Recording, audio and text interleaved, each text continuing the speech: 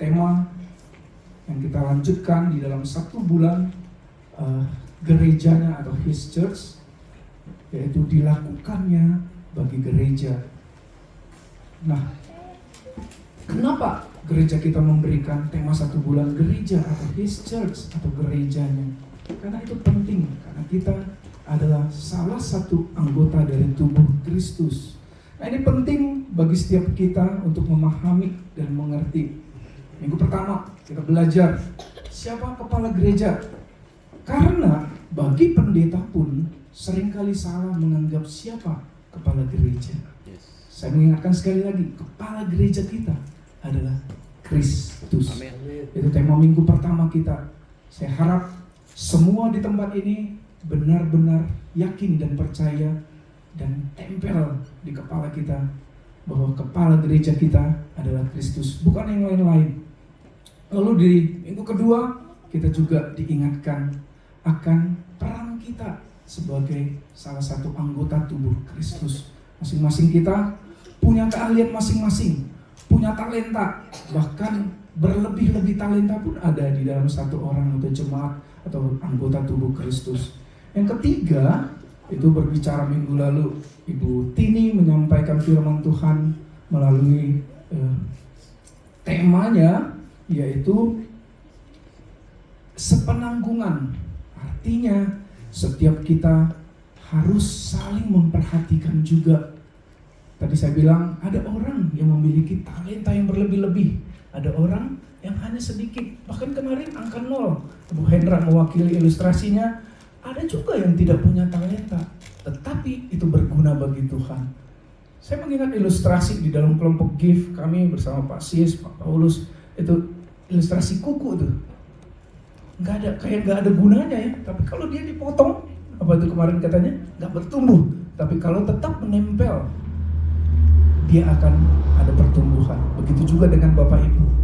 Menempellah dengan gerejamu, menempel dengan GIF-GIF yang ada, agar kita bertumbuh di dalam Tuhan. Nah, satu hal yang saya ingat apa yang dikatakan Bu Tini kemarin mengenai sepenanggungan adalah agar kita dapat memperhatikan dan saling menaruh perhatian adalah aku bukan kamu. Apa lanjutannya lu? Kamu. Dulu ingat? Kamu bukan aku. Tapi aku perlu kamu. Aku perlu kamu. Yes.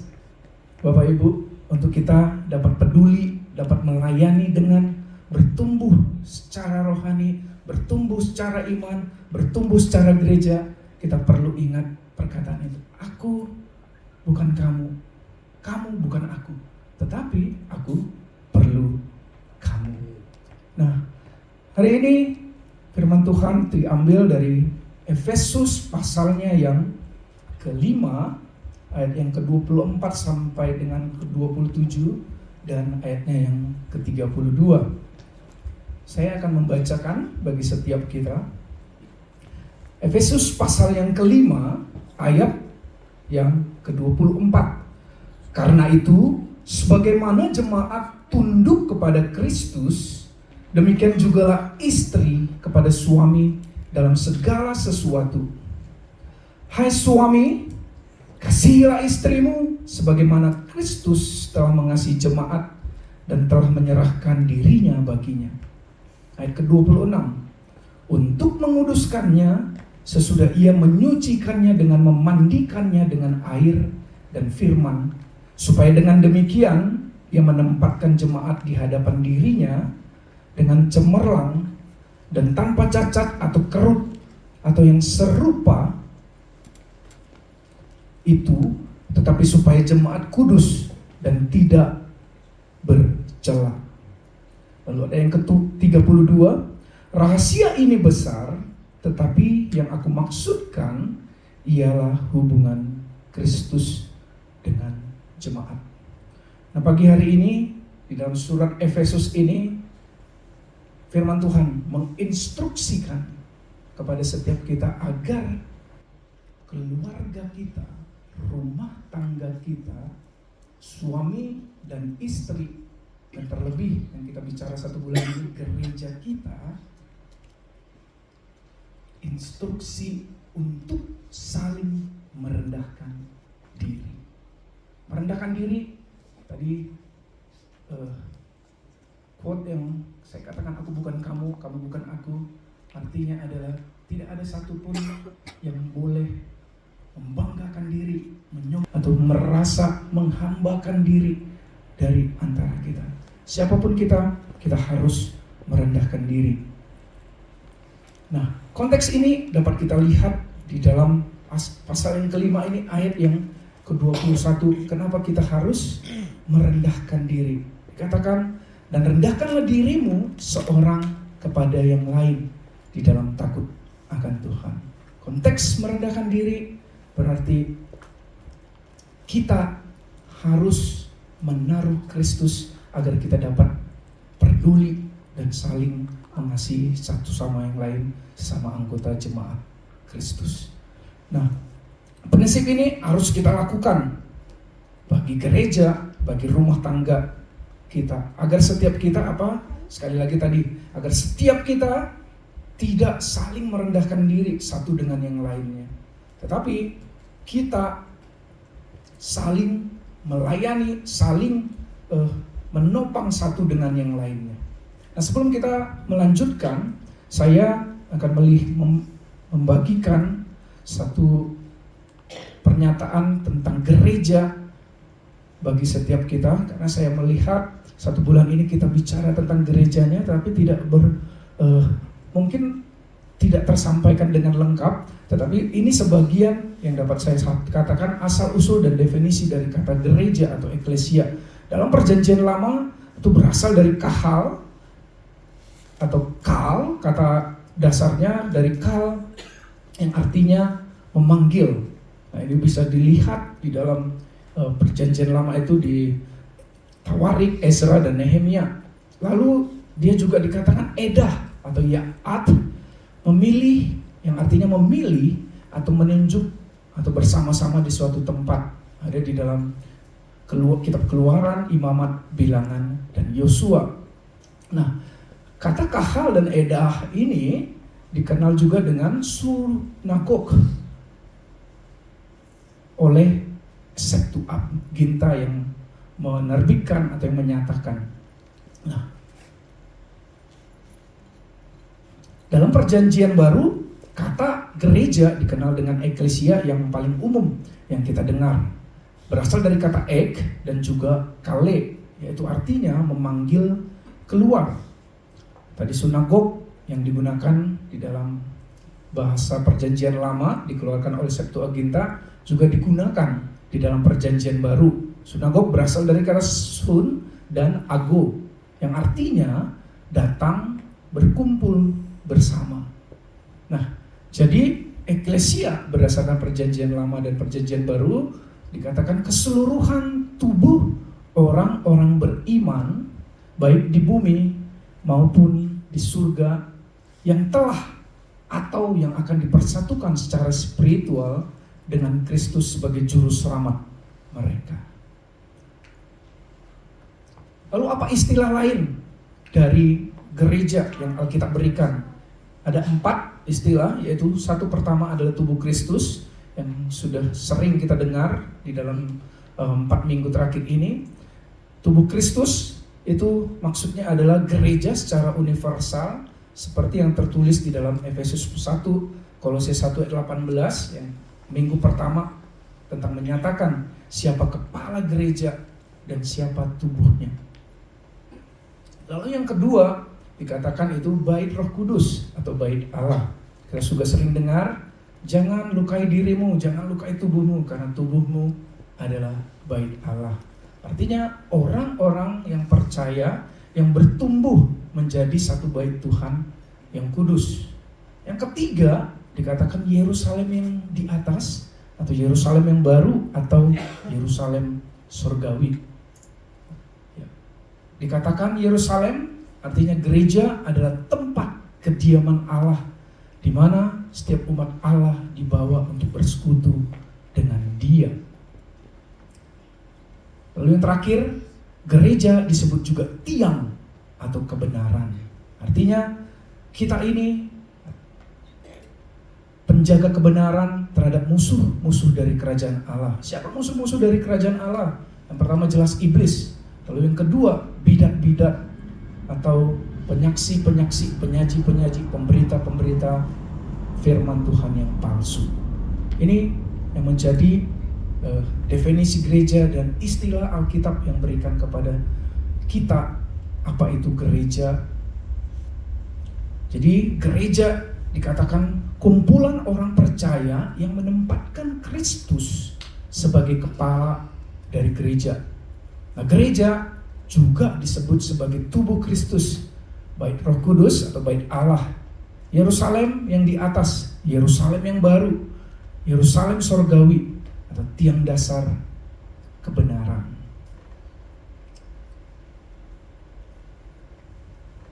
Nah, Bapak Ibu, gereja memiliki seorang kepala, yaitu tubuh Kristus, Yesus Kristus, dan kita adalah tubuhnya. Nah, oleh karena itu, apa yang dilakukan Kristus bagi setiap kita? Apa yang Kristus kerjakan? Peran Kristus, peran Tuhan Yesus Kristus itu bagi setiap kita adalah dia seorang juru selamat, dia seorang penebus dosa.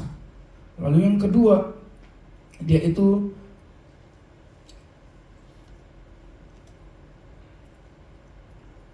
dikatakan seorang penebus dosa dan juga sebagai pemersatu bagi kita dan Allah. Dan setiap kita pun dipersatukan sebagai satu tubuh.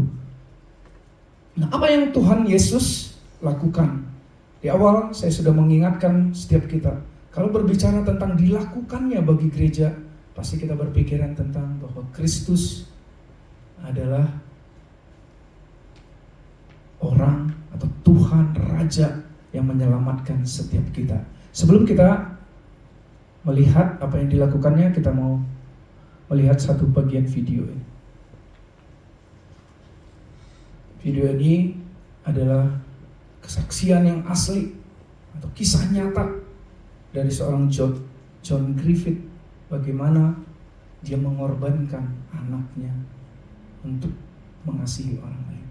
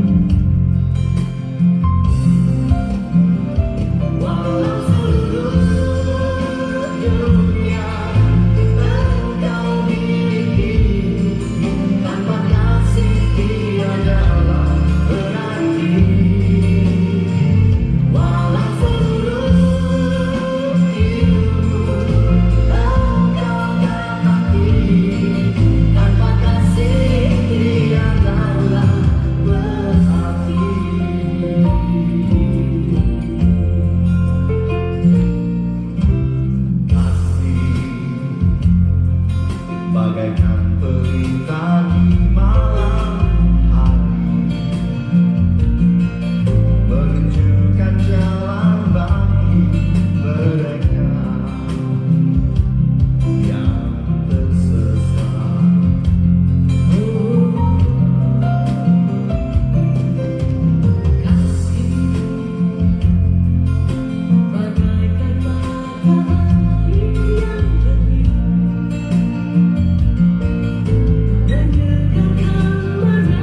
Ya Bapak Ibu, John Griffith mengorbankan anaknya sebagai penjaga kereta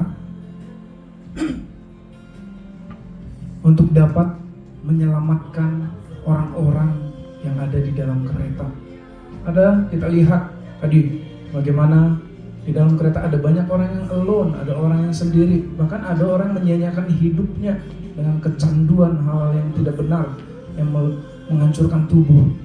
Tetapi di balik dia mengorbankan anaknya, dia mengasihi, memilih untuk mengorbankan anaknya, ada orang-orang yang diselamatkan dan bahkan menjadi berubah.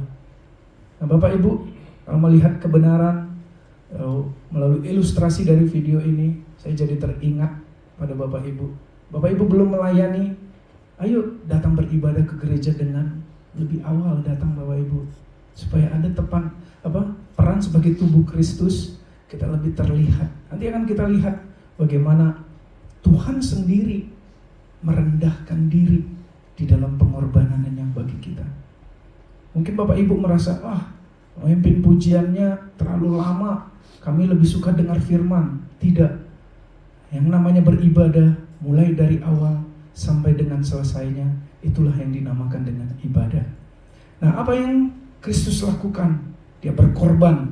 Dia berkorban dikatakan di dalam Efesus pasal yang kelima ayat 24. Karena itu sebagaimana jemaat tunduk kepada Kristus, demikian jugalah istri kepada suami dalam segala sesuatu.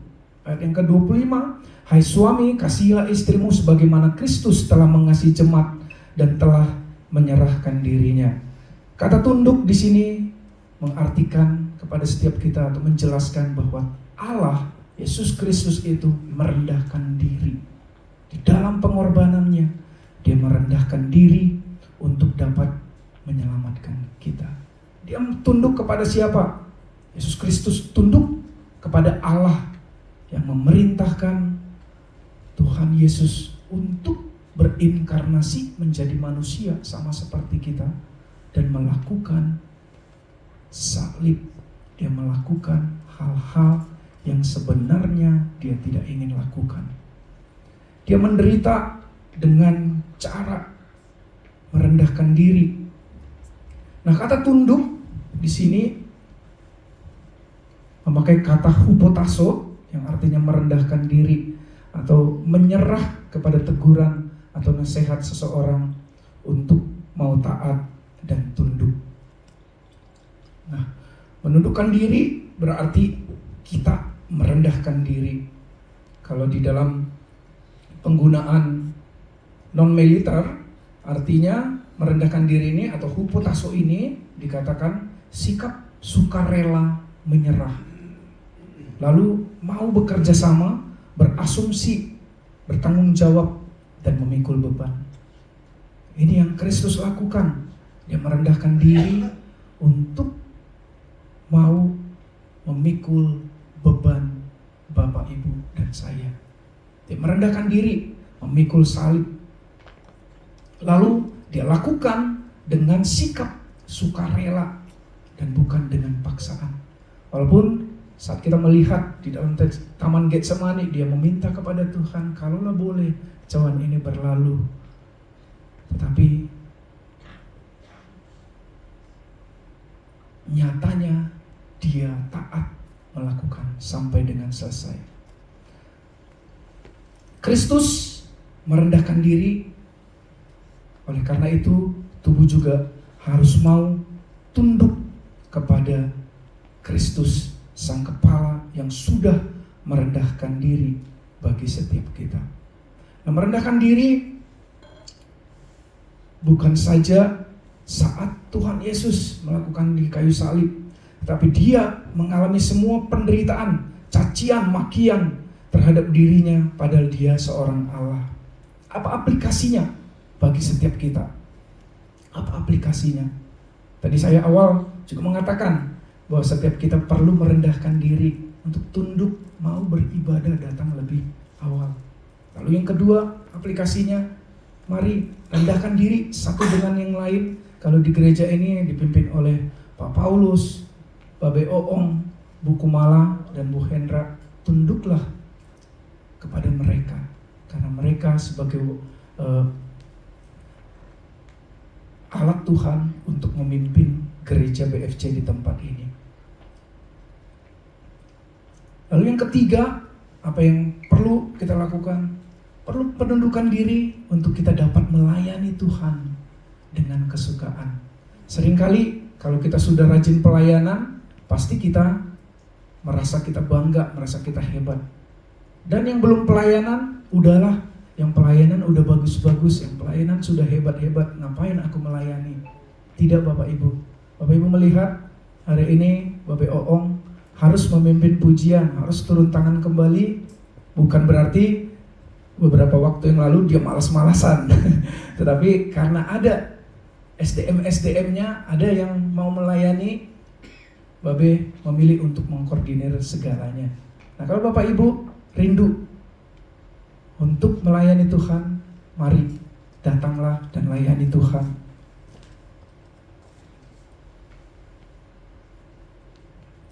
Bagaimana agar kita dapat merendahkan diri? Dikatakan di dalam Efesus tadi, tunduk sebagai tubuh kepada Kristus, tunduk seperti seorang istri kepada suami. Nah, tunduk bukan berarti iya aja, tetapi tunduk berarti harus dengan rela, dengan sukacita melakukannya. Nah, kita tidak membahas tentang suami istri, tetapi ditekankan suami dan istri dan suami harus sama-sama merendahkan diri dengan melihat dan menaruh Kristus menjadi pusat, menjadi tumpuan. Berbicara gereja, menjadi tumpuan gereja.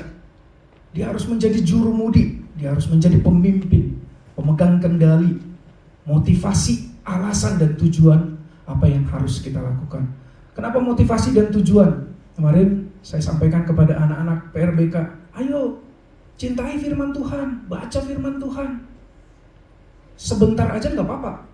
Yang penting baca firman Tuhan. Kenapa? Kalau kita baca firman Tuhan, otomatis motivasi kita, alasan kita hidup itu bertujuan dan menaruh Kristus menjadi pusatnya. Saat kita mengalami masalah, ada banyak sekarang anak-anak muda bulan Januari kalau nggak salah disampaikan depresi dan bunuh diri. Sekarang Lulu, Jamie, siapa lagi, Yahoo, Matthew merasa sukacita aja. Tetapi nanti ingat, kalau kamu menghadapi permasalahan, apakah Kristus ada di dalam kepalamu? Apakah Kristus menjadi alasan utamamu hidup? Bapak Ibu, taruhlah Kristus menjadi pusat, menjadi tumpuan gereja, menjadi pemimpin hidup kita, pemegang kendali di dalam kehidupan kita. Yang kedua, apa yang Kristus lakukan bagi gereja? Dia mengasihi kita. Ini sebenarnya berkaitan, tetapi perlu dan penting untuk disampaikan. Dikatakan di ayat yang ke-25 tadi, hai suami, kasihilah istrimu sebagaimana Kristus telah mengasihi jemaat dan telah menyerahkan dirinya baginya. Kata mengasihi jemaat ini menggunakan kata agapao yang berasal dari kata agape. Nah, kenapa Kristus mau mengasihi? Kalau melihat di sini, ini tertukar. Nah, saya akan menjelaskan 4 bagian kata kasih. Yang pertama itu eros. Ini mengingatkan, karena sudah pernah juga saya sampaikan, mengingatkan kepada setiap kita. Eros itu kasih dalam hubungan seksual atau suami istri. Lalu philia, hubungan dengan persahabatan. Lalu storge, hubungan keluarga. Nah, agape atau agapao tadi yang digunakan di dalam mengasihi adalah berasal dari Kristus. Ini adalah kasih Kristus yang berasal dari Allah, yaitu kasih yang beriman kepada Yesus Kristus satu-satunya Tuhan dan Juru Selamat. Lalu mengutamakan hanya memberi dan tanpa berharap imbalan apapun, dan memerlukan pengorbanan dan tanpa pamrih. Ini yang Kristus berikan bagi setiap kita. Ini yang Kristus lakukan.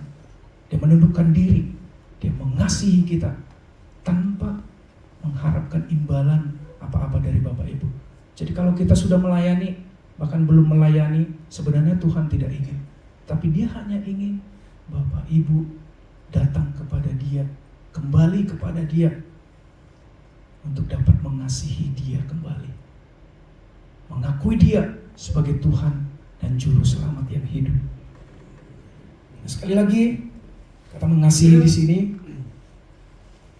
kalau dunia atau KBBI tadi katakan adalah mengasihi yang menaruh kasih kepada, atau arti lainnya dari mengasihi adalah menaruh belas kasih kepada.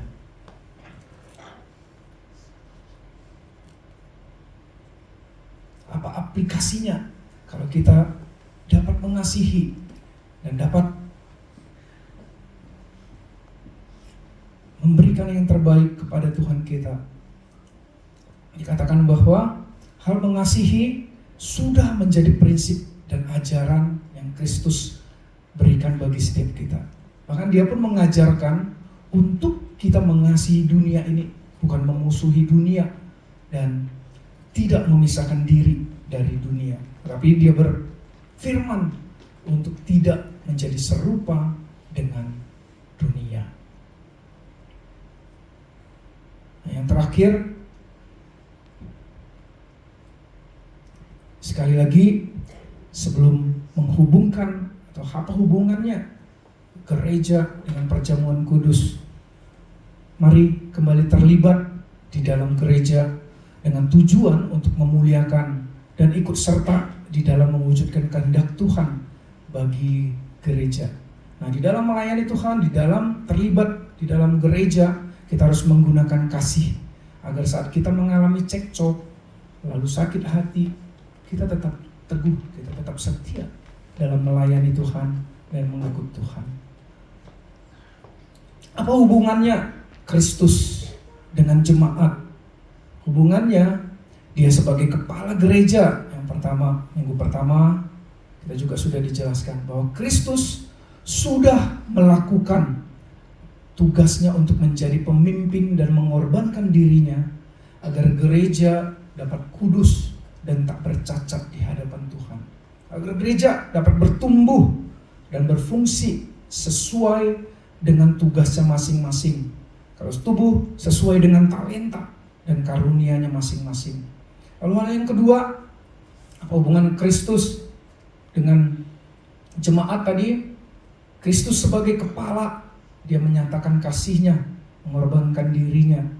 Dia menganalogikan kita sebagai suami dan istri, berarti memiliki hubungan yang sangat erat. Hubungan yang sangat-sangat tidak dapat terpisahkan. Lalu kenapa ada suami istri yang berpisah, Pak? Yaitu dunia, Bapak Ibu. Tapi kalau sudah dipersatukan di dalam Kristus, tidak ada yang dapat memisahkannya kecuali oleh kematian. Nah, di dalam mengasihi Tuhan juga nyatakan kehendak Allah bagi mereka yang percaya. Kita melayani Tuhan, kita harus perlu saling bekerja sama satu dengan yang lainnya. Nah, pengorbanan yang Tuhan berikan menjadikan kita untuk percaya dan menjadikan gereja, dan bahkan kita lebih beriman kepada Kristus agar kita diselamatkan. Nah, apa makna dan hubungannya bagi setiap kita selama ini atau selama kita hidup? Saya berumur mau 41 tahun, Bapak Ibu. Saya mengikuti perjamuan kudus semenjak 17 tahun. Dan apa makna dan hubungannya?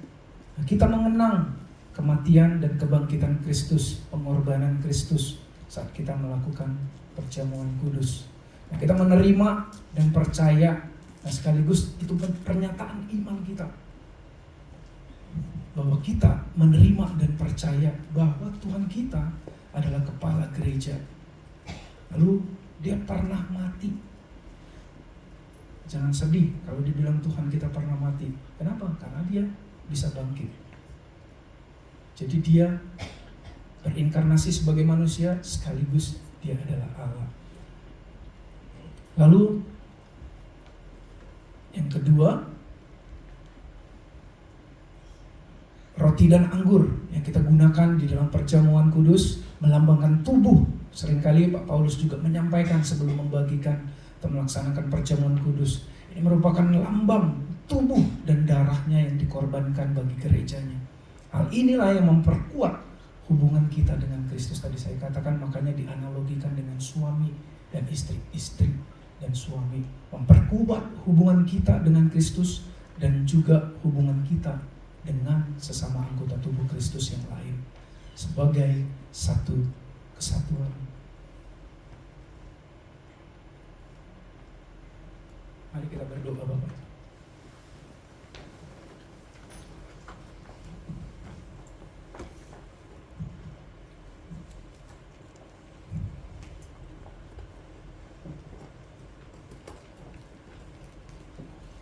Tuhan, terima kasih kalau Engkau sudah berbicara kepada setiap kami, Tuhan.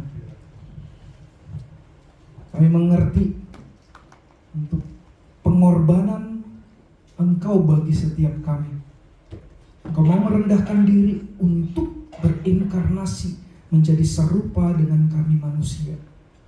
Engkau merasakan kelelahan, Engkau merasakan keletihan, Engkau merasakan susahnya melawat atau bersosialisasi dengan orang-orang lain. Kami pun merasakan hal demikian, Tuhan. Kalau di antara Bapak Ibu ada yang merasakan sulit untuk saya melayani, Pak, Bu. Kenapa? Karena saya seorang yang introvert. Saya seorang yang tidak dapat bergaul dan berbicara dengan baik. Mari datang pada Tuhan. Lihat bagaimana Tuhan merendahkan diri. Gunakan kasih yang sudah Dia berikan kepada setiap kita. Tuhan, ini doa kami, Tuhan. Kami dapat benar-benar menjadi satu kesatuan dengan Engkau, menjadi satu kesatuan sesama anggota tubuh, dan setiap kami merendahkan diri dan menaruh kasih tanpa pamrih, tanpa harapan apapun, terlebih saat kami melayani Tuhan. Terima kasih Tuhan, hamba-Mu sudah selesai berbicara. Biarlah kiranya Tuhan saja yang berbicara lebih dan berrema bagi setiap kami di dalam kehidupan kami sehari-hari. Hanya di dalam nama Tuhan Yesus Kristus kami berdoa dan kami mengucap syukur.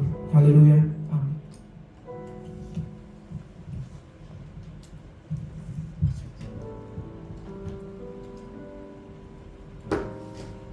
Jemaat yang dikasihi Tuhan, kalau pada pagi hari ini kita boleh bersama-sama mendengarkan kebenaran firman Tuhan, apa yang dilakukan bagi gerejanya. Pak Arnold tadi sudah menyampaikan kepada kita, Yesus sudah mengorbankan dirinya bagi kita. Mengapa Dia mengorbankan dirinya bagi kita? Tadi dikatakan, karena Dia mengasihi saudara dan saya. Dia bukan cuma hanya berkorban mengasihi saudara dan saya, tetapi Dia juga menguduskan saudara dan saya. Oleh karena itu, sebentar kalau kita makan dan minum perjamuan kudus, mari kita persiapkan diri bersama-sama. Datang dengan satu kerinduan, saya mau bersekutu dengan tubuh dan darah Yesus.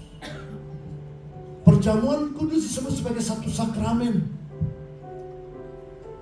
merupakan sesuatu yang bukan hanya sekedar kita peringati, tapi gereja kita percaya di dalam perjamuan kudus ada kuasa Allah yang dinyatakan.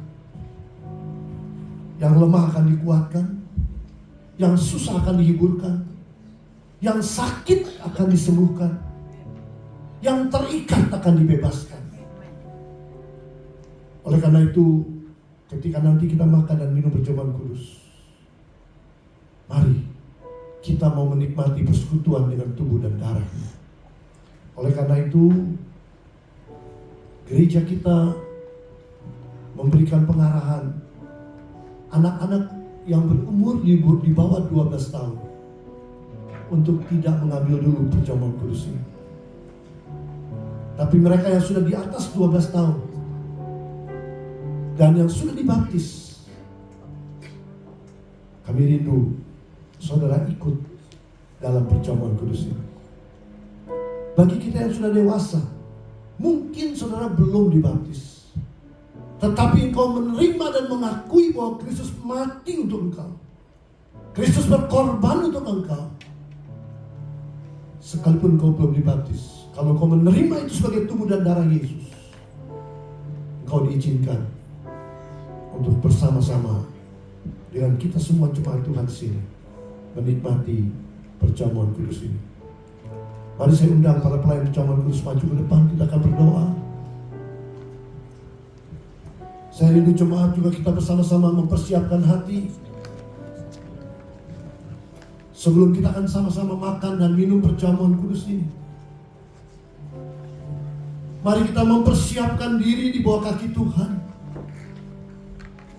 Bapa di dalam surga, kami sadar kami adalah orang-orang yang berdosa. Sepanjang 1 bulan ini Tuhan,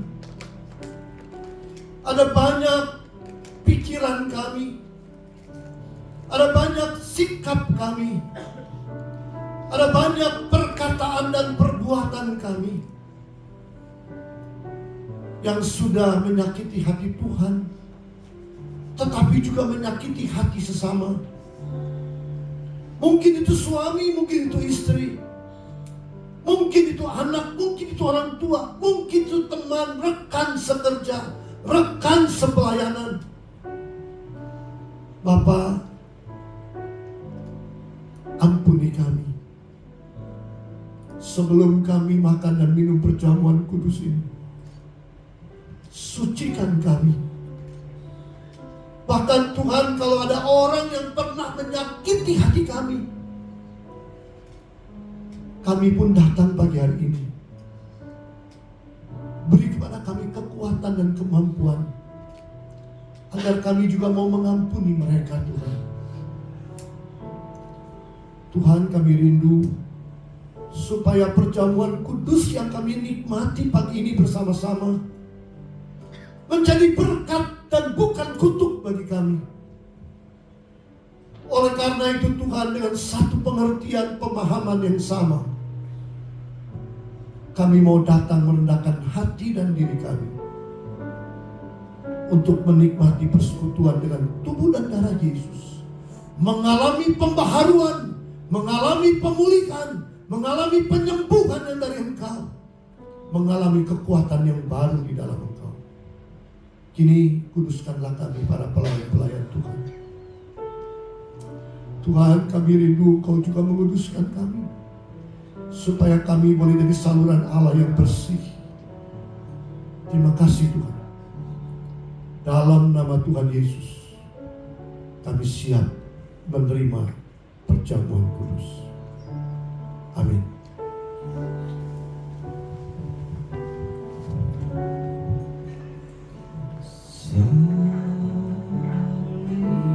Jemaat yang dikasih Tuhan,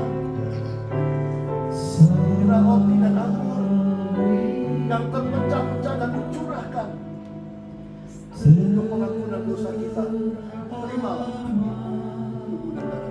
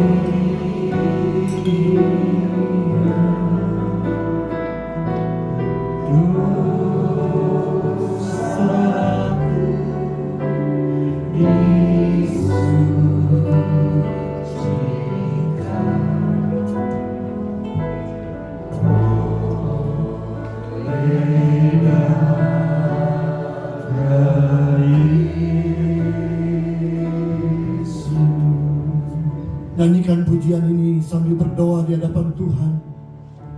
Katakan salibnya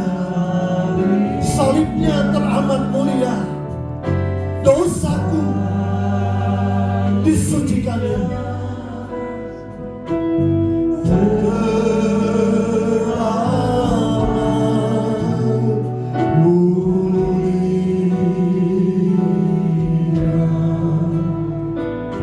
Apapun yang kau bawa, dosa apapun yang kau bawa di bawah kaki Tuhan pagi hari ini, aku itu dan Tuhan mengampuni dosamu.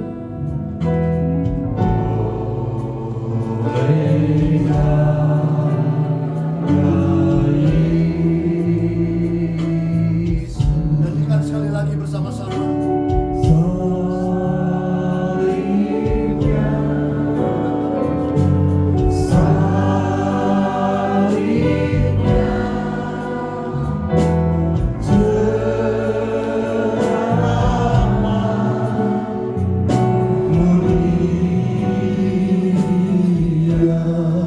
Saya undang jemaat bersama-sama berdiri.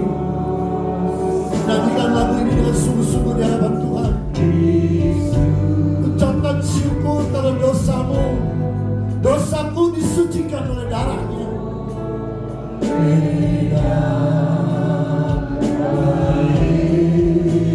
Sekali lagi nyanyikan dengan sungguh-sungguh.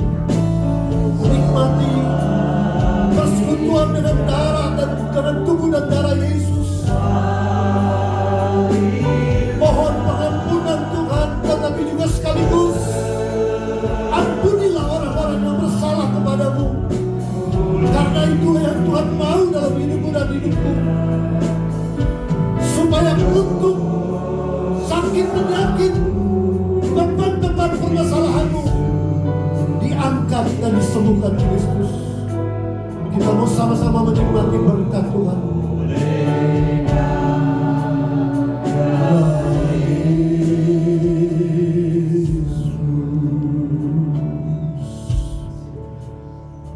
Terima kasih Tuhan.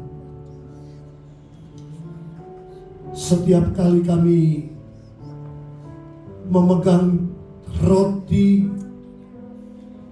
yang melambangkan tubuh Tuhan Yesus yang dipecah-pecahkan karena dosa-dosa kami, karena pengkhianatan kami, karena pikiran-pikiran kami yang kotor, karena sikap hati kami yang jahat.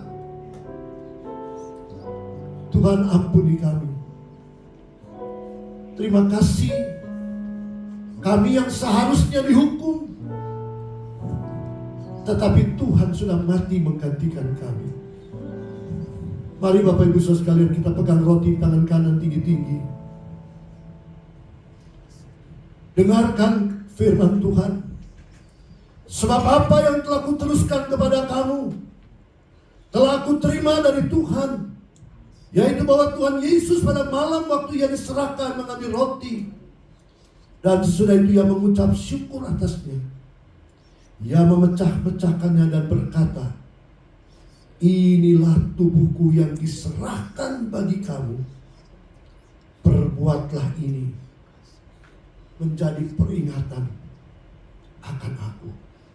Sementara kita nanti sebentar makan, ingat, Yesus sudah lakukan itu untuk dosa-dosa. Mari kita makan dalam nama Yesus.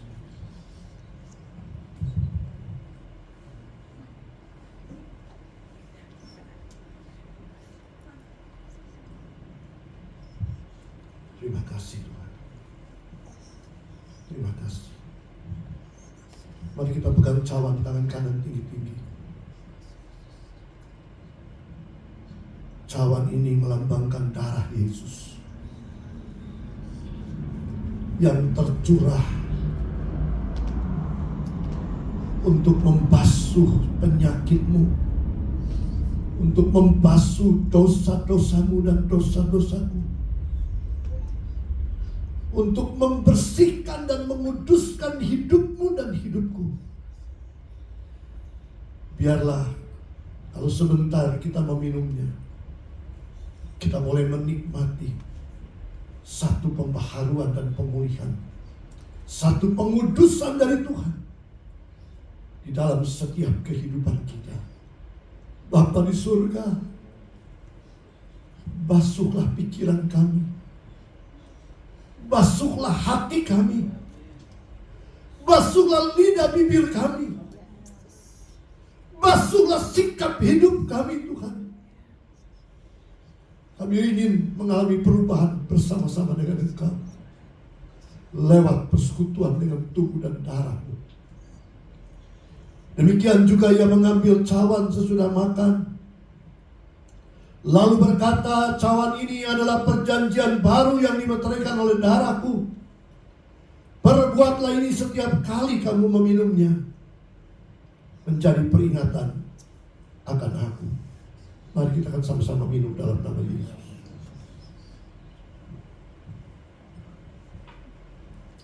Terima kasih Tuhan.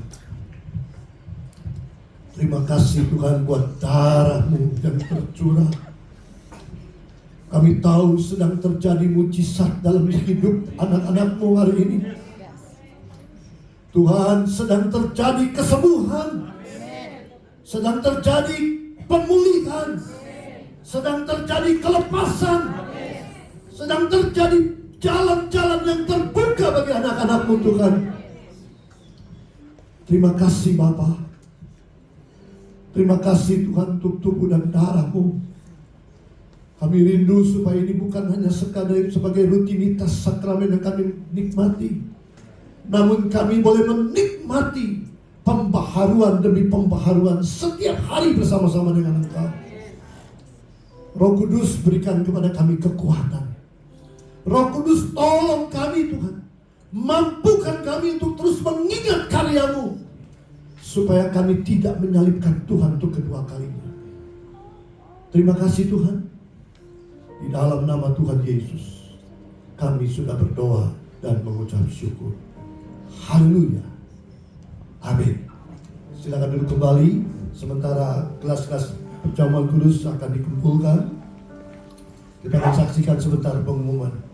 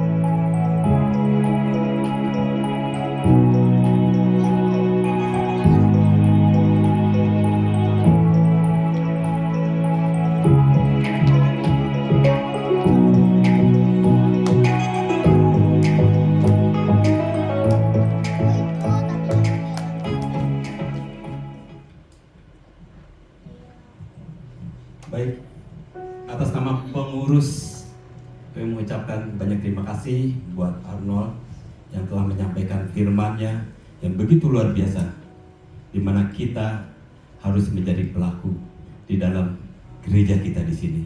Bapak Ibu sekalian, mungkin Bapak Ibu sekalian bisa melihat salah satu bibit-bibit kita ya. Dari kecil dia sudah mulai melayani Tuhan. Salah satunya adalah Dea. Berikan tepuk tangan buat dia. Saya percaya Tuhan mengasihi dia. Begitu juga Jamie, Lulu. Ini adalah generasi penerus kita. Satu waktu saya sama Om Paulus mungkin sudah retire, tetapi mereka ini yang akan meneruskan jalannya gereja BFC di sini. Dan saya yakin satu waktu BFC akan menjadi besar. Besar dalam hal apa? Bukan dalam hal jumlahnya aja, tetapi besar dalam kasih sayang dia kepada Tuhan. Bapak Ibu sekalian, rangkaian kegiatan BFC selama seminggu ini kita sudah lihat di sini. Tetapi ada satu keseruan Bapak Ibu sekalian, yaitu di mana anak-anak remaja boleh melakukan aktivitas olahraga, bisa basket, bisa bulu tangkis, ya, bisa berenang, bisa hiking, dan bisa nonton. Jadi Bapak Ibu sekalian, kalau yang mau ikut bergabung, yang merasa dirinya masih muda, walaupun umur udah 70, nggak apa-apa, ikut saja. Ya. Ramai Bapak Ibu sekalian. Saya pernah datang sekali waktu itu, saya cuma ngontrol aja, ada gitu saya pergi lagi gitu. Tetapi benar-benar sukacitanya luar biasa. Mereka bisa tertawa gitu, melepaskan semua pikirannya, penatnya juga. Wah, pokoknya wow aja. Jadi tetap saya undang semuanya untuk bisa bergabung ya Bapak sekalian. Terima kasih ya Bu ya. Terima kasih buat semuanya, terima kasih buat tim musik yang luar biasa, singer saya yang luar biasa. Dan terima kasih terutama buat Tuhan, karena Dia begitu mengasihi kita semua. Satu lagi Bapak Ibu sekalian, pengumuman, yaitu untuk acara kita ke Pangandaran ya. Tidak bosan, saya tetap akan mengajak Bapak Ibu sekalian untuk bisa bergabung. Slot masih ada ya. Walaupun kamar sama kita sudah di booking semua, kita sudah memberikan uang muka ke Hotel Laut Biru di sana. Laut Biru mungkin Bapak Ibu sekalian tahu, kamarnya besar, hotelnya bagus, dekat dengan pantai. Di sana kita bisa makan seafood ya, mau lobster boleh gitu ya. Mau minum air lautnya juga boleh, bebas pokoknya Bapak Ibu sekalian ya. Jadi catat tanggalnya, cepat daftar ke Ibu He yang ada di belakang itu sama Bu Margaret. Biar kebersamaan kita ini boleh semakin kita jalin. Itu aja Bapak Ibu sekalian pengumumannya. Saya berharap kita bersama-sama boleh mendukung. Silakan Pak Paulus. Ya, terima kasih Pak Ong. Dan ada satu lagi di situ ditayangkan ada kelas integrate bagi Bapak Ibu yang ikutan give, yang sudah ikutan build, maka bisa dilanjutkan dengan integrate. Nanti daftar juga sama Ibu ya. Mari kita sama-sama berdiri, kita akan akhiri ibadah kita pagi hari ini.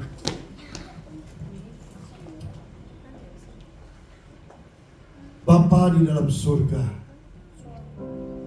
sungguh hati kami melimpah dengan ucapan syukur karena pagi hari ini kami boleh kembali mengadakan ibadah yang disertai dengan perjamuan kudus. Kami boleh menikmati pujian dan penyembahan. Kami boleh menikmati hadirat Allah melawat dan menjamah setiap pribadi kami. Terima kasih buat kebenaran firman Tuhan yang sudah disampaikan oleh hamba-Mu Bapak Arno. Menjelaskan demikian detail Tuhan. Apa yang sudah Tuhan kerjakan bagi gerejanya, bagi kami semua. Kami sungguh mengucap syukur buat pengorbanan-Mu, buat kasih-Mu, bahkan buat pengudusan yang Kau beri kepada kami. Kami yang tidak layak dilayakkan oleh Tuhan, oleh kematian Kristus di kayu salib. Berkati Pak Arnold yang sudah menyampaikan kebenaran firman Allah.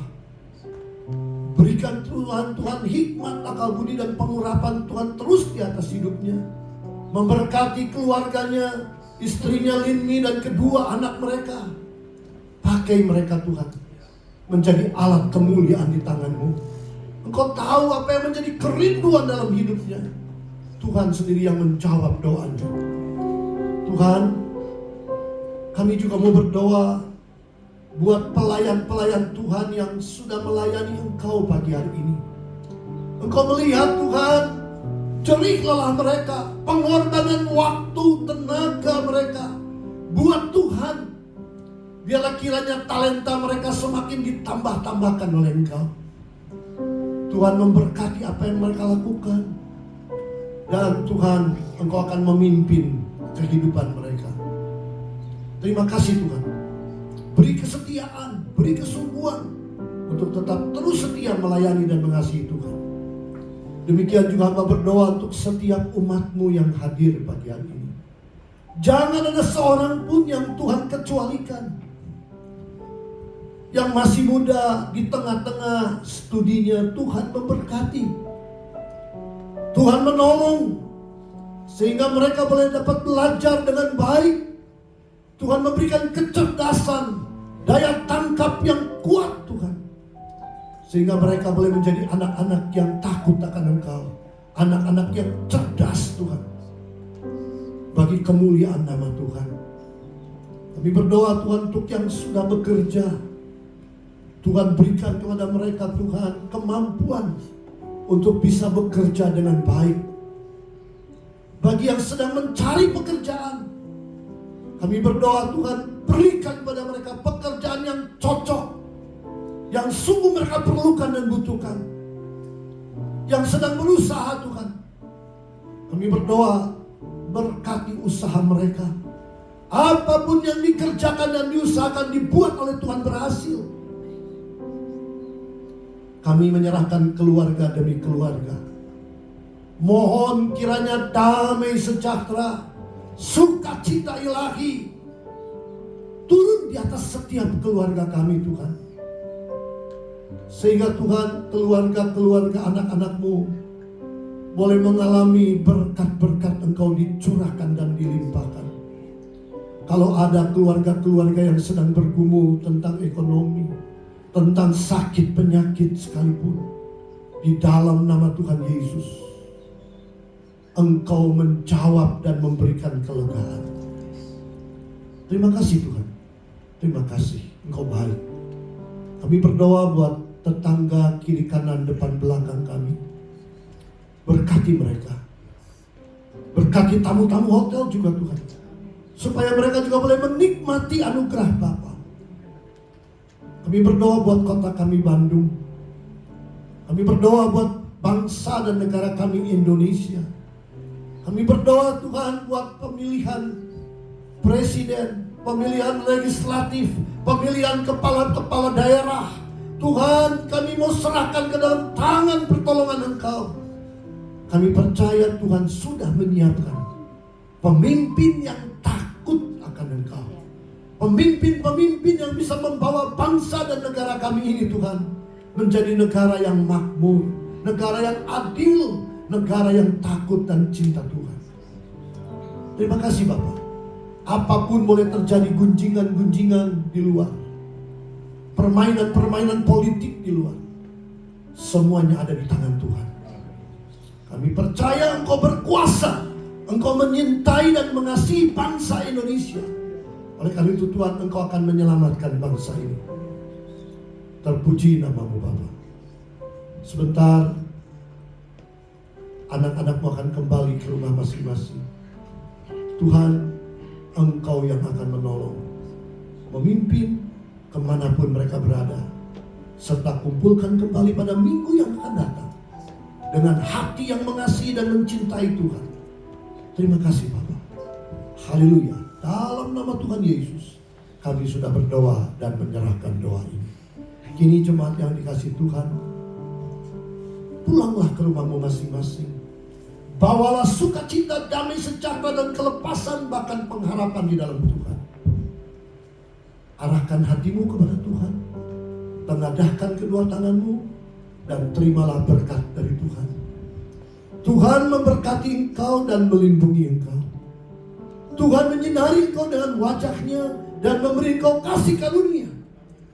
Tuhan menghadapkan wajahnya kepadamu dan memberi engkau damai sejahtera. Kiranya kasih Allah Bapa, kasih sayang dari Tuhan Yesus Kristus, kekuatan, penghiburan, serta persekutuan dengan Roh Kudus akan menyertai saudara sekalian mulai pagi hari ini sampai Maranatha Tuhan Yesus datang yang kedua kalinya. Mari semua kita ini berkati Tuhan, boleh berkata bersama-sama. Amin.